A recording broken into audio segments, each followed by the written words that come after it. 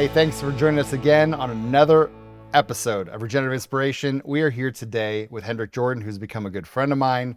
And keep in mind that we are here to encourage, bring innovation, inspiration, talk about stories of adversity, and also just have a great conversation of information that you need. So please, if you see this episode and you think of somebody that should hear it, share it, follow us. You know, the algorithms they're not always our friends. So you got to help us out. All right. So we're here with Hendrik Jordaan, who's become a great friend of mine, and you are the global co-chair of the family office practice for Nelson Mullins. I think I got that all out. Was that correct? So a lot of words, but that's correct. Okay. Well, tell me a little bit about what your role is right now, and then we're going to dig deep into a whole lot of the things. Yeah. So at Nelson Mullins, I chair it's actually the family office transactions practice group. And effectively what we do is assemble an interdisciplinary team of attorneys that work with some of the largest and some smaller family offices around the world on all of their transactional needs, whether it's structuring your family office, purchasing and selling companies, thinking through legacy, thinking about how your investments and your deployment of capital aligns with your philanthropy, your family values, and really leaning into this exploding vertical of family office growth. Yeah, and let's walk into that too, because I think that in the last 10 years, we'll say, that family offices have become a lot more popular. And in the past, you think like family offices are like billion plus families or more, maybe even like hundreds of billions. But now it seems like family offices can be a lot smaller, and the structure of it and the organization of working with family offices has become a lot easier for people to manage at a lower level, right? Yeah, no, we're really at an amazing point, Will, in terms of human history. So when you take a step back, we are at the precipice, really in the early innings, of a transfer of wealth, unlike anything we've ever seen in the history of humankind. There's going to be circa 100 trillion, actually some people predict over $120 trillion. Now, to put things in perspective, that is double the value of all residential real estate in the United States. Sure. That is the equivalent of the global GDP, right? That amount of wealth is going to transfer from one generation, primarily baby boomers, to Gen XYZ millennials over the next 20, 30 years. And as a result of that, we're seeing family offices, to your point, not just billion or tens of billions plus, but also hundreds of millions plus popping up at an extraordinary pace. Amazing. Well, so let's talk about that and strategies, because I know there's a lot of business owners, there's a lot of leaders, there's a lot of executives that watch this. And I think that some of them are, maybe have a little bit of understanding around it. Maybe some have a lot, but for those that don't really know maybe some of the strategies as they're exiting their business, as they're thinking about exiting their business, what does that mean for family? How do you mitigate some of the tax repercussions from a sale? Talk about that a little bit. Yeah, no, there's an awful lot to unpack in all of that, but a couple of thoughts. I think 10, 20 years ago, families of significant wealth very often just handed over the wealth to big Wall Street institutions and said, hit my minimum return and allocate it in a reasonable way. What we're seeing today is that more and more families are being far more intentional with how they allocate their capital. So 10, 20 years ago, families went from Wall Street, started allocating to private equity and private credit funds, saying, we're going to rely on these managers, third-party managers with great track records, institutional discipline, to help us make our investments. We're going to pay a 2% management fee. We're going to pay a 20% carry, but we're going to hand over control for them because we don't have that skill set in-house. What has happened over time is more and more families started co-investing alongside these big private equity funds so that they learned many of the skills and the disciplines about how how private equity would invest. And the natural progression of that is that increasingly family offices are bringing in-house much of the skills that private equity has had, which is why I believe in many respects, private equity is shaping up to be, or family offices are shaping up to be the next private equity. And you're really seeing a blurring of the asset classes between private equity, private credit, and family office. And that trend, in my mind, is only going to accelerate. And particularly given some of the competitive advantages that family offices have that perhaps private equity does not. Yeah, well, I think one of the things that I've heard is family offices are much more patient, right? So they're not going to push you like a venture firm to like maybe stretch your business in a way you don't want to. They're going to take maybe 5 or 6 years to get their return. Is that correct? Yeah, I mean, I would even go a step longer? further. Yeah, that, families, they say a lot of people on Wall Street, invest quarter to quarter, right? Private equity typically holds an asset 4 to 5 years. Families in many cases invest for decades or generations. Some people even think about it in terms of centuries. You look at some of the great families that go back hundreds of years and how they make decisions is a fundamentally different mindset.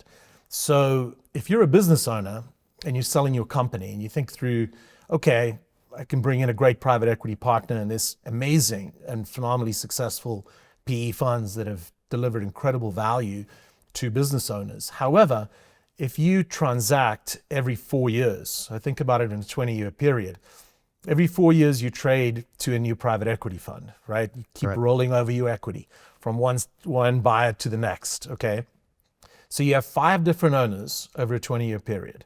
Every 4 years, you have to sell or recap the company. Well, that's a huge endeavor. You have tax leakage. You've got a shift in management. You've got strategic shifts in terms of business focus. You've got fees that you have to pay the investment bankers and the lawyers.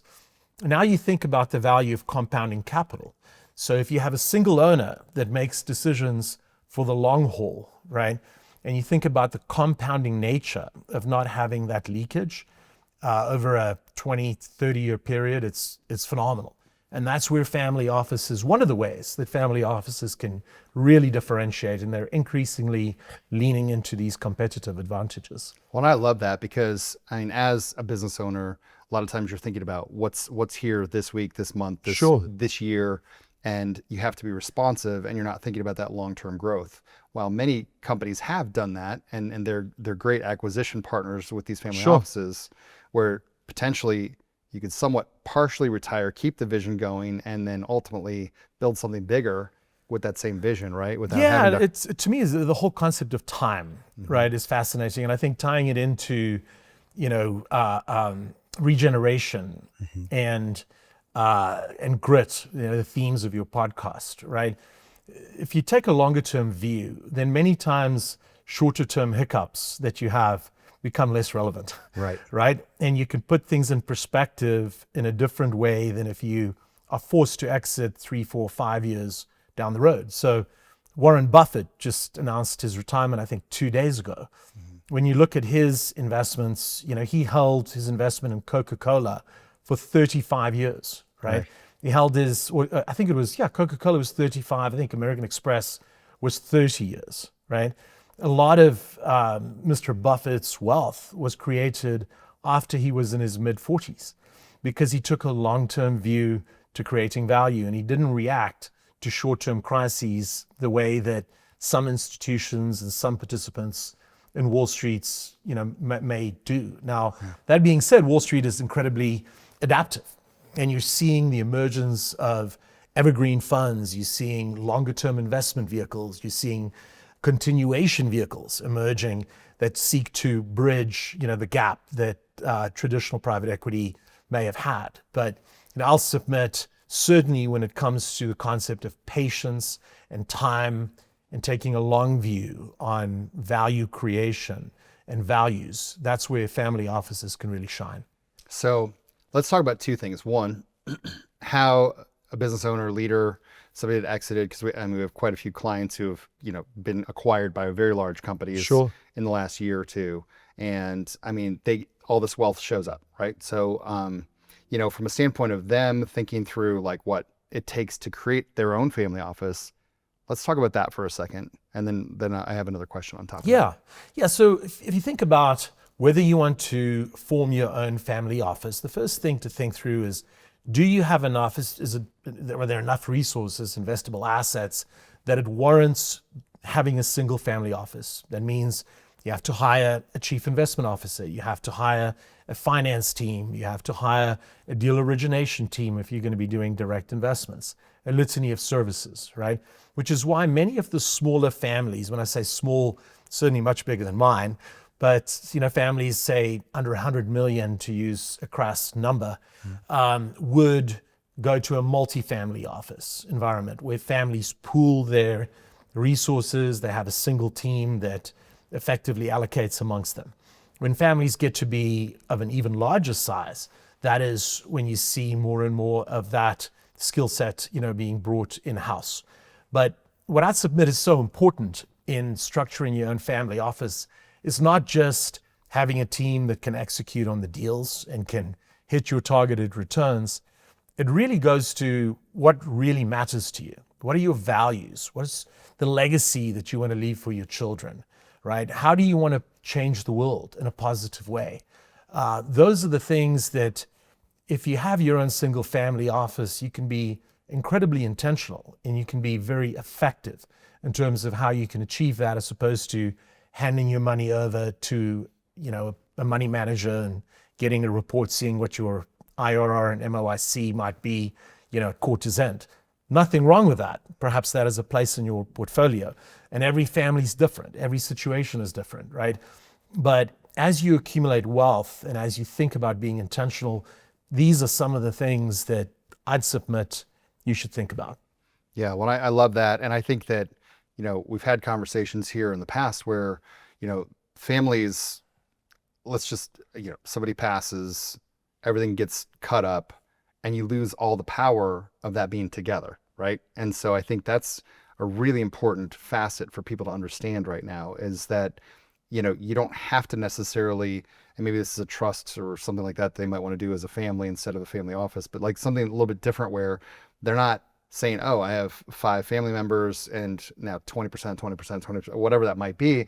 They keep it all together, right? And then they create almost their own family bank. Right. Chat about that. Well, I know there's amazing stories if you just look a little bit through history, right? If you look at who are the great families that have kept their family values, their family brand, their family capital intact over generations.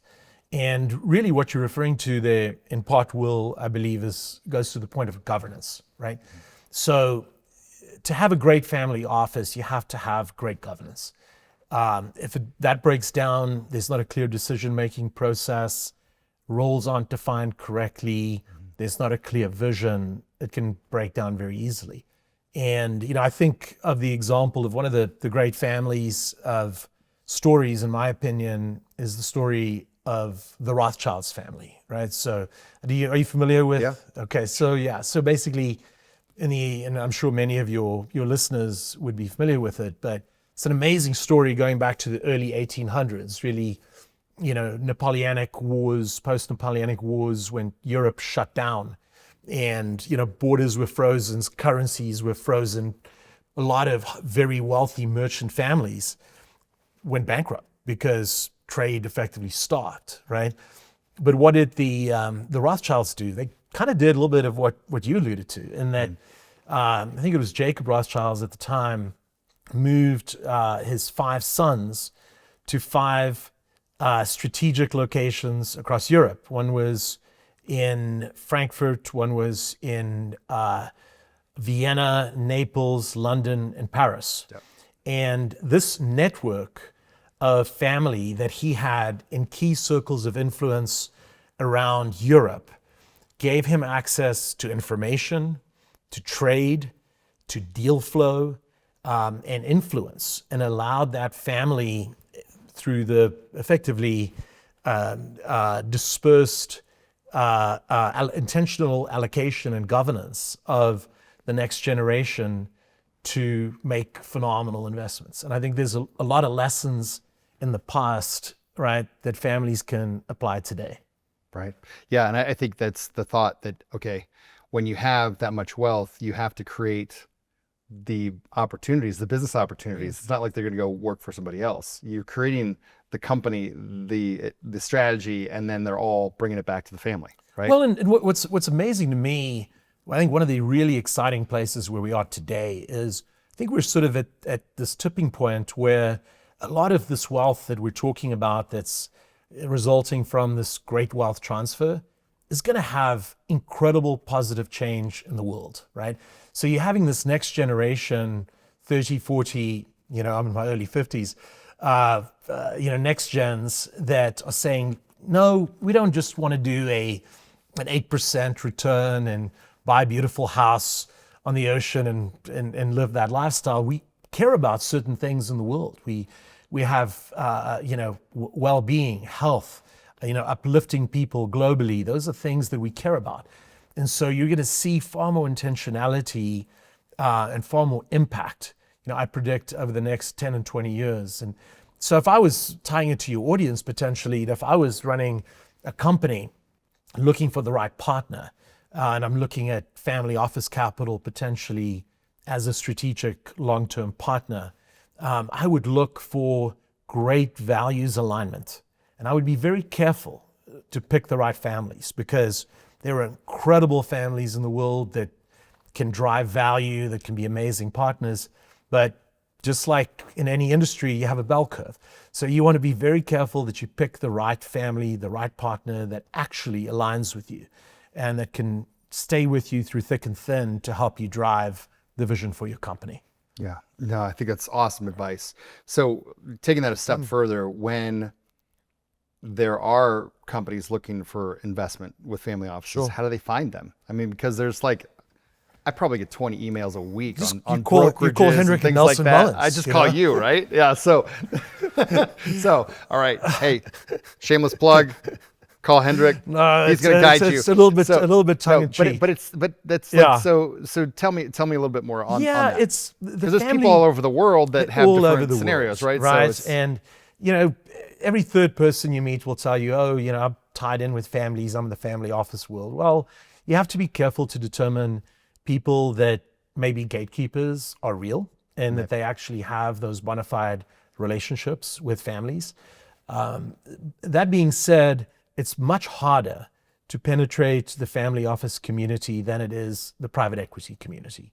All you have to do for private equity is go onto a big database, PitchBook, CapIQ, you name it, print off all the PE funds, see what their investment criteria are, away you go. Great family offices are oftentimes hidden in nooks and crannies around the world.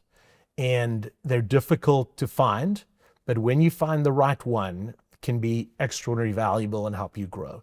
So not an easy, simple answer. There really is no, you see databases of family offices. I sometimes question the practical value, because actually getting the right deal in front of the right families is not easy to do. But in fairness, it is something we're trying to do at Nelson Mullins. We're trying to create a community where we can bring, we're not taking investment banking fees or anything like that, but create a community that can be a conduit for families to connect with top entrepreneurs and vice versa. Because I do believe that is a powerful way, in my little part of the world, of making a difference. If you can connect capital with great entrepreneurs, great businesses, even if I have nothing to do with it at the end of the day, and just make an introduction, amazing. Because then you're going to unlock more value and hopefully make a difference in the world. Yeah, well, I love that. So let's talk about that for a minute, because we always talk about things that, typically people that come on the show have some form of adversity they've overcome. And you talked about a story, and this goes back a little bit before you, but I want you to share that with our audience, because I think that there's some things that even when you get down, you can reflect on things that have happened in your familial history, right? And so talk about that a little bit. And maybe I'll start it if it's okay. Because I think it's because your accent throws it off a little bit, right? Well, I am Australian or from England, not. We're better than them in rugby in both cases.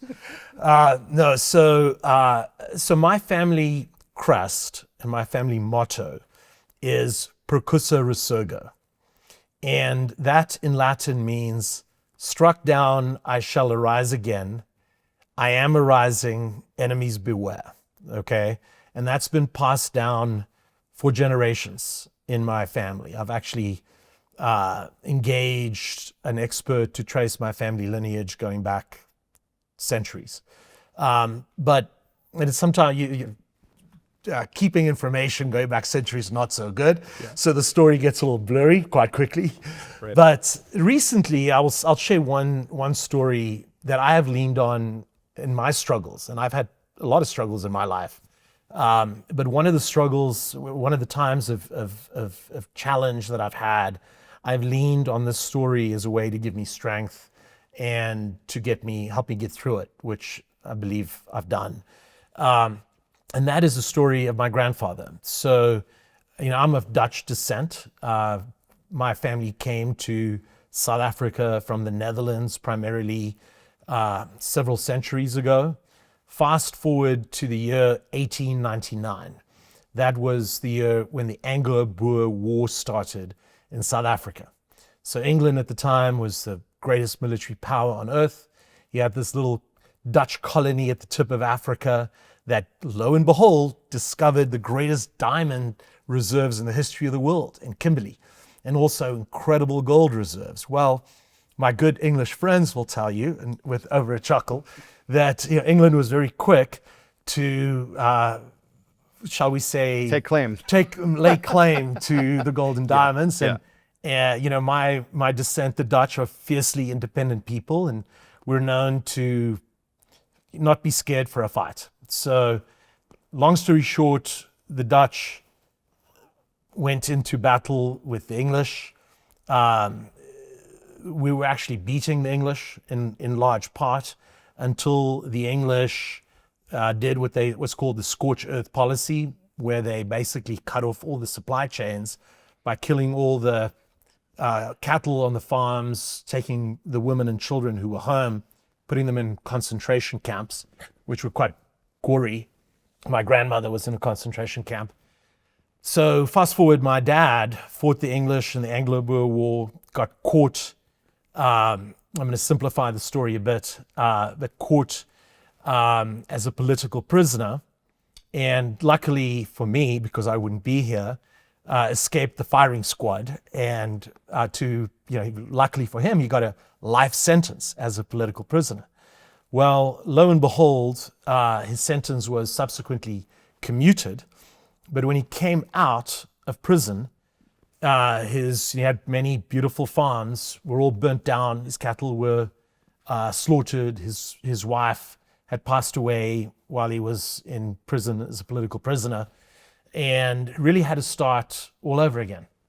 And what I draw on when I go through dark times is, well, I'm not facing a firing squad, and I didn't get a life sentence. And yes, you face challenges, but everything I built in terms of my farms haven't been burnt down. So, and he went on to have a very successful life and family.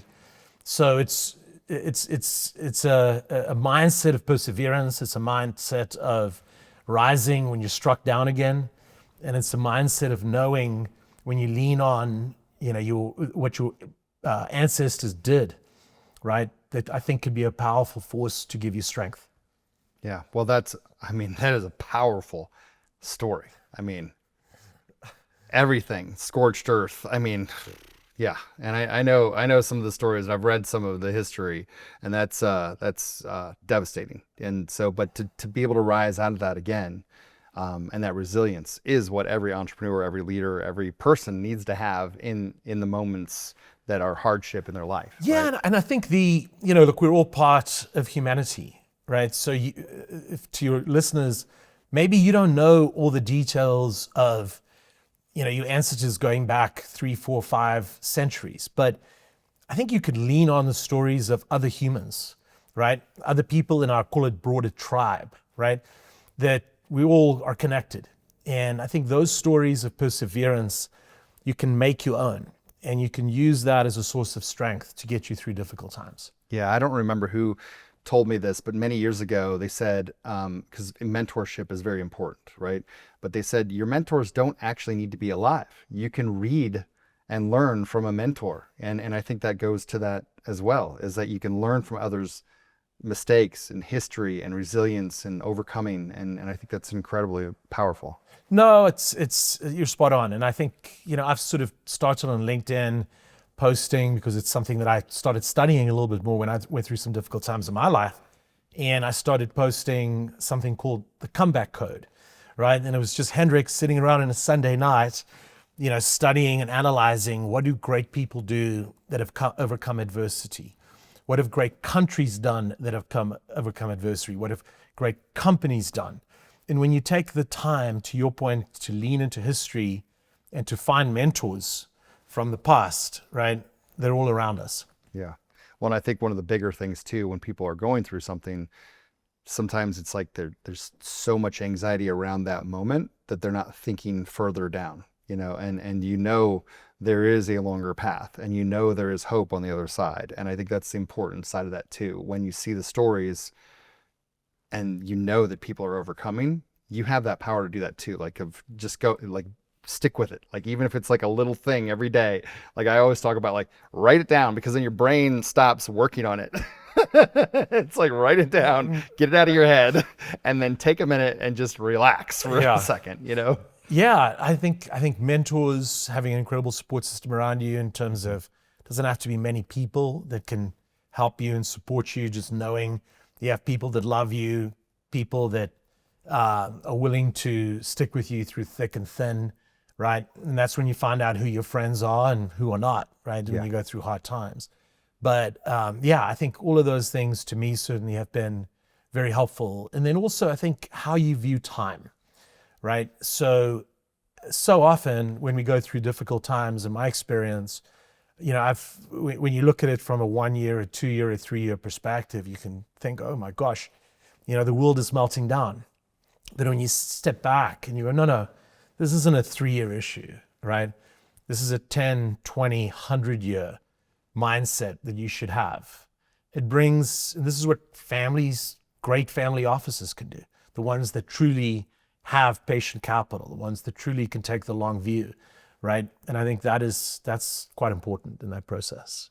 Yeah, there's speaking to that, I think there's a couple things. One, there was an attorney quite a few years ago who had written policies for AI to be able to be the administrators of their family, right? Right. So into the future, right? So it's like, if you put those into AI, it actually, without the bias and things that could change things, you have the vision that's going to be stable potentially. Well, but let's talk about AI too, because I think from a standpoint of, like, long-term, people are having a really hard time thinking about long-term right now because things are changing so fast. Yeah, you're right. And look, the world, on the one hand, the rate of change in the world is accelerating by the minute, literally, right? However, there are certain things about us as humans, there's certain things about society that really haven't changed, right? And I believe won't change over time. I think that's my belief. So when you look at AI, it's such an incredible tool that can be used in such a powerful way for positive change. And I'll give you one example.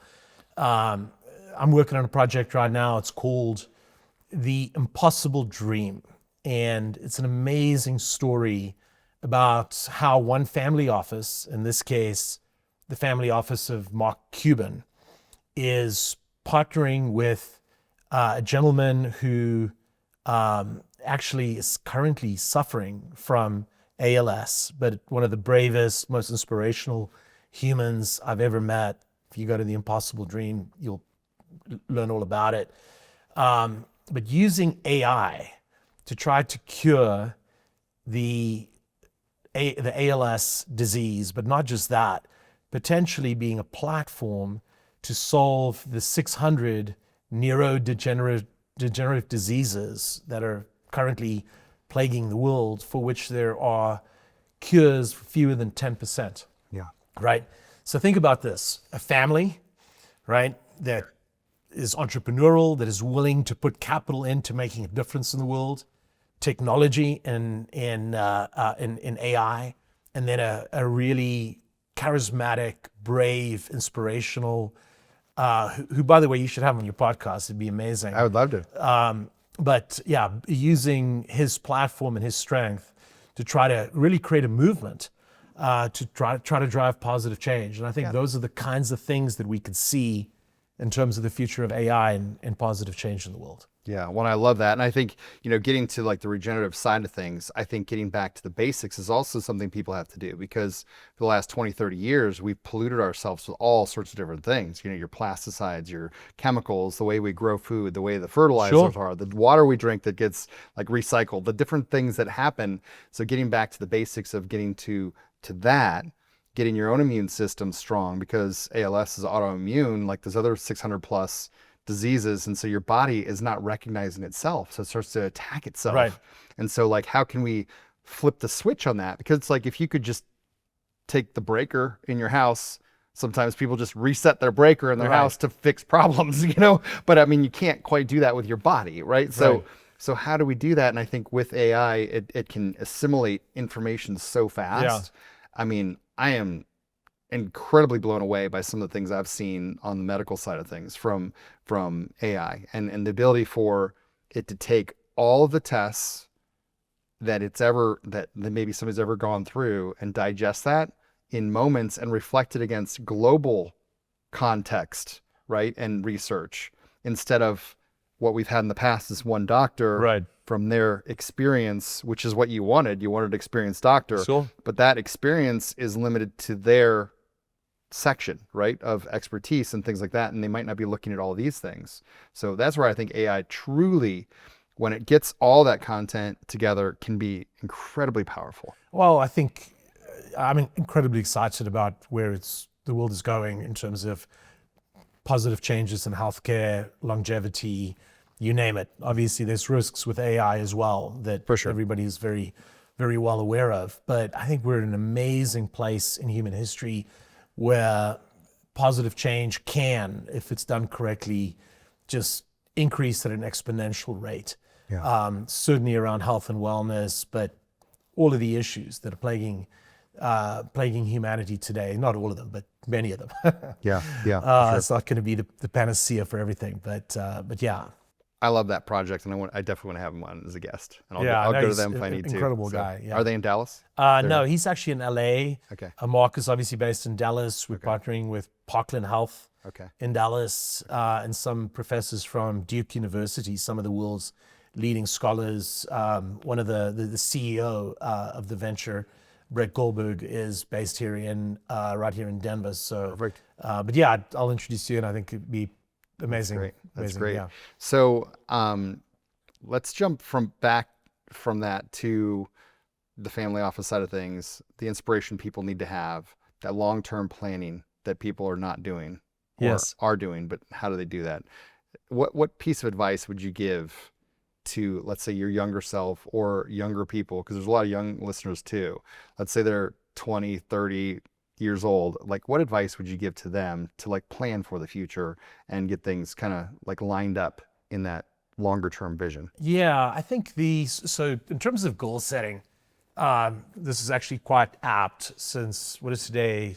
It's January 2nd. That's right. Yeah. So at the time of this filming, it's January 2nd. So I literally 48 hours ago, I was putting the finishing touches on my goals for the year. And the way that I set my goals in life is, and I really set them for life. It's where I start. But I define my life into multiple categories. And what I find is, one of the prejudices that's very easy for us to have, and it's somewhat natural, is to lean into goal setting in areas that you're most active in. So if you're a professional athlete, what's your proclivity? Well, I want to be a slightly better football player or run the mile a little faster. You don't think about anything else. If you're a CEO, I want to increase my revenue and my EBITDA, right? So what I have tried to do in my life is define my goals into multiple categories, right? There's obviously a financial component, right?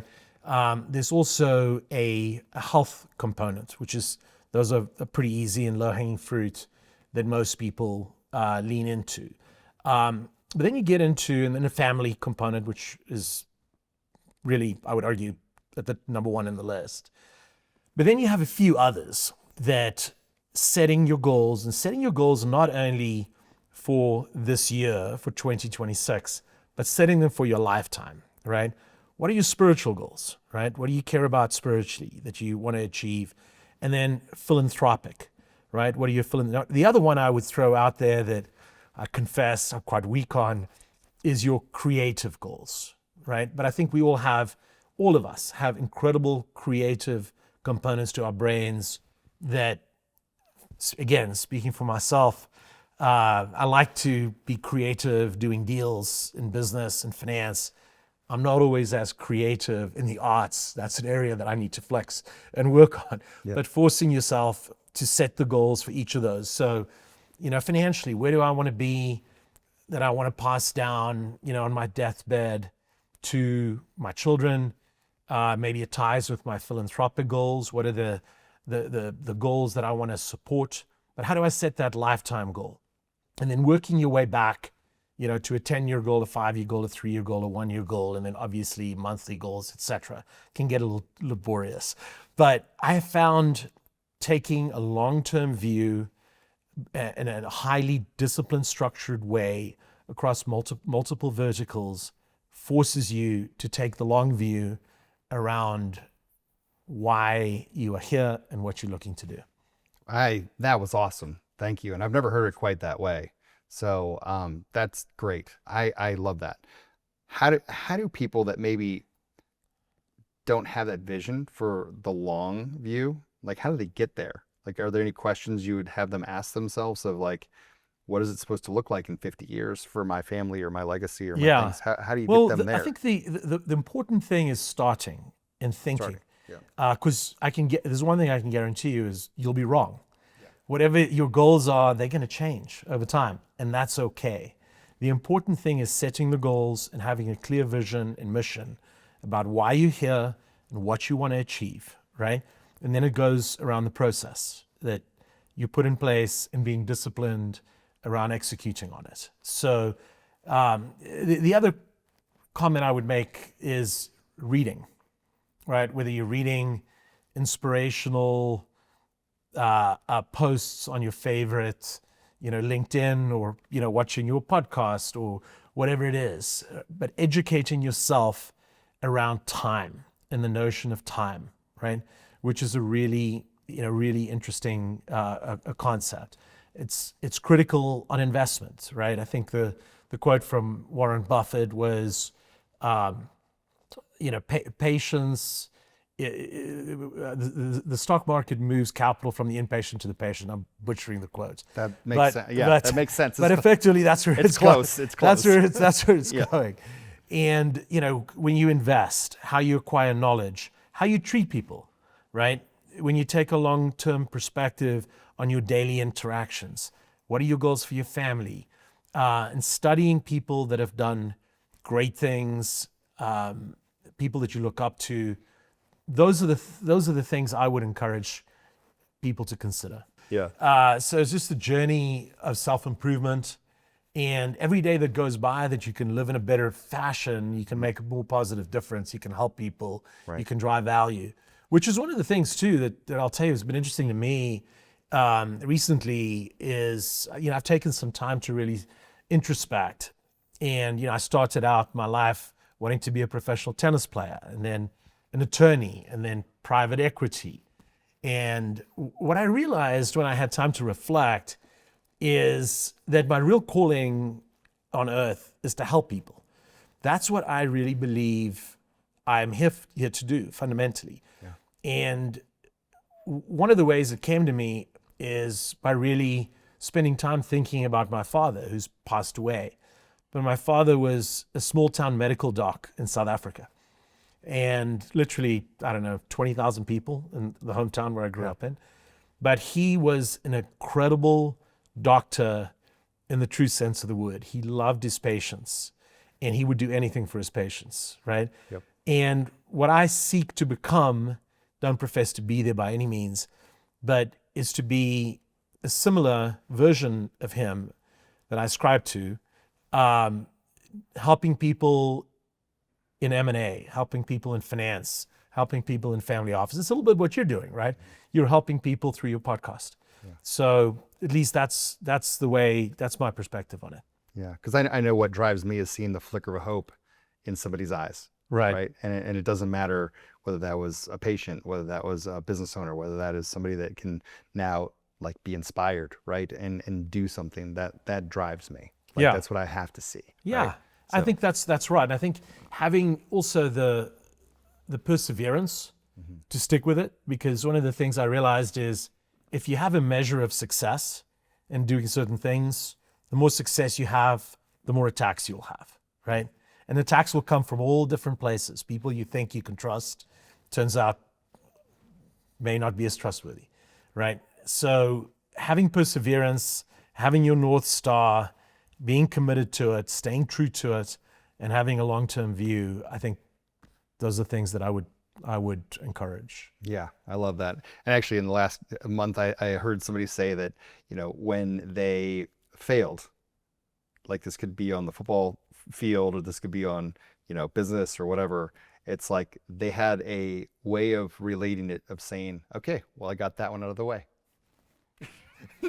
No, it's so true. It might have been a quote from Tom Glavine, maybe, actually. Really? But like, knew that something was going to happen bad, and he's like, okay, got that one out of the way. It could have been from somebody else, but I can't remember. But it made so much sense to me. It's like, okay, you know what?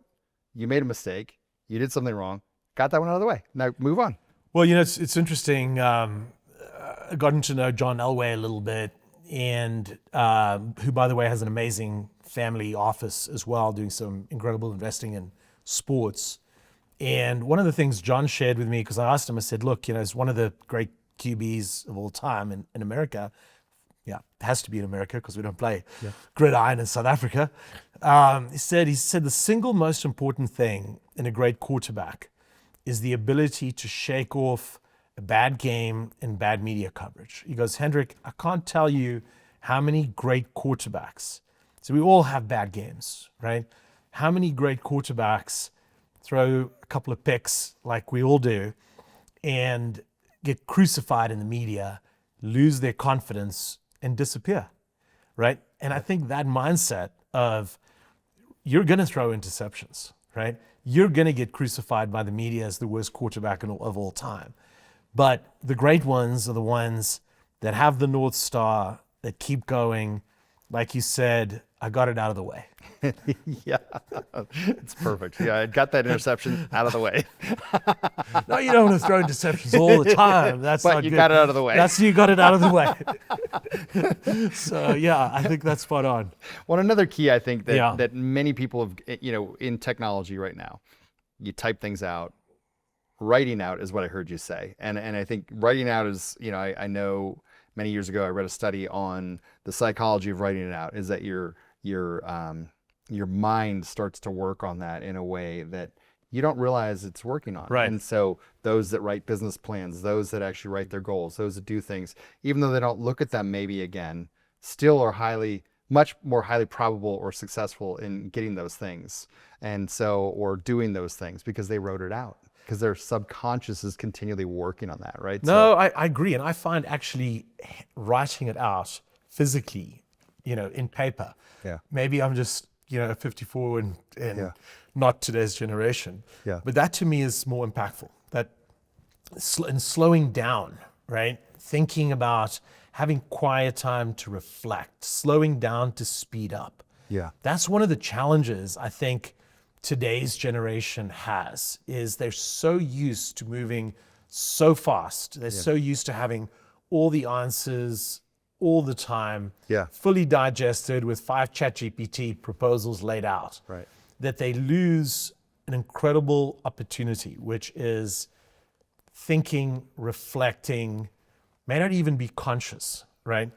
But I cannot agree more. I think that's a great habit to have, slowing down to speed up. Yeah. Well, separating from technology is something I talk about a lot. And it's just one of those things that we have, all these devices and things like that. But you as a human being, like, you need to work on yourself, not just have like stuff around you. I mean, because the amount of I understand entertainment, I understand advertising, I understand marketing. It's like this like consistent, perpetual beating you up of like information and like sensation and everything else. And it's so easy for your brain, the dopamine to drop and everything else. I mean, video games, the way they're designed is to keep you addicted to them. I mean, it's an incredibly addictive scenario. So taking that away and saying, okay, I have this time, I'm not going to use anything for a day or a weekend or a week or whatever. Those resorts are getting very popular now. Like, no, you're spot on. And I think there's two components to it. One is health, and the other is, call it, commercial competitive advantage. Not only, I submit, will you be a healthier person and a better human being, but if you can be counter-cyclical, right, in terms of how you prepare yourself, how you think, how you develop your skill sets, how you reflect and introspect, and none of your competitors are doing it, or very few, you're going to be able to drive far more value to society, right, than following the herd. it's the longer game. It's the long game. It doesn't make sense initially, but it does long term, right? 100%. Favorite tennis player of all time? Well, I would have to say Roger Federer. The grace with which he executes is unmatched. I'll put in a plug. My old doubles partner from college, a guy called Greg Bowery, whose father won, Bill Bowery won the Australian Open. His mother, Leslie Turner, won the French. He's the only person who may have competed with Roger in terms of just absolute grace on the court. But it's also, to me, it's more than, aesthetically pleasing athletic execution. It is how he has carried himself, how he's making a difference in the world, what kind of an ambassador he has become for far more than tennis, right? So I would have to say Federer, but I think the sport itself now is an incredibly exciting time with Carlos Alcaraz and Yannick Sinner and just this amazing deal that is going on. But, the more interesting sport is really padel. I know padel. Well, for those that don't know what padel is, describe that. Padel is the fastest growing sport on earth. Yep. You could say padel, which some people say in parts of North America, or paddle, which they say in Miami and LA. But it's basically, you play it kind of like a little bit bigger size court than a pickleball court. Glass walls most of the way around. Easy to learn like pickleball, but no disrespect to my pickleball friends. Far more entertaining, far more athletic in my view. It's an amazing sport, builds great community. It's a really healthy sport to play. There's been a lot of research done on racket sports preventing or slowing dementia. So I think that's an amazing community. And we were actually working, as an aside, started a little community here in Denver where we're bringing together some top CEOs, private equity, family office around the sport of paddle. Yeah. And we always try to have a theme or a thesis beyond, call it having fun and also commerce, but help, right? How you can help, how you can make a difference, which is something I try to do a lot in what I do is always weave in a theme of making a difference. Don't profess to get it right, mess it up most of the time, but the intent is there, and certainly we have had a measure of execution around it. I love that. And you can use the walls. You bounce it off the walls, and so as a former tennis player, I like to hit it hard, rip it down the middle. Off the back as well? Yeah, and that's the thing. So kind of like racquetball, but outside-ish? Yeah. Or I is it inside or outside? You can play inside and outside, okay. and you find a good tennis player that'll be out there and hit a smash and think the point is over, and effective padel player would just be there, smile, wait for the ball to come away, and then put it away. Yeah. So it's a cool thing for me that I've learned a little bit later in life, but it's a new sport. It's something I've leaned into, health, wellness, community. It goes to some of the goals that I've set, in terms of health and wellness and athletic goals. And that's really what it's about at the end of the day, right? It's fun and it's a healthy endeavor in my view. Yeah. I love it. Well, next time I come back to Denver, maybe we can play. You'll probably, you'll whoop me. I played a little tennis when I was younger, right? I got a bad back, so you just have to hit a little drop shot and I'm toast. But no, actually, we'd love to get you into this little community we have, and we want to do it, more broadly outside of Denver as well. Hey, thank you for another great episode here on Regenerative Inspiration. I hope you got something great out of it. Thank you, Hendrik, for coming on as a guest. I think there was a lot that I learned. I hope other people did too. I know there's a lot more to dig into, and we'll leave your contact information, how they can reach you, of course, on LinkedIn. You're there as well. But do reach out. And from what I've known in the period of time that I've known you, it's been absolutely awesome. No, and grateful for your friendship and support. Yeah, for sure. Truly, at many levels. I love it. Well, thank you again for joining us. Don't forget to share, send this to somebody that could benefit from it, please. Until next time, thanks again.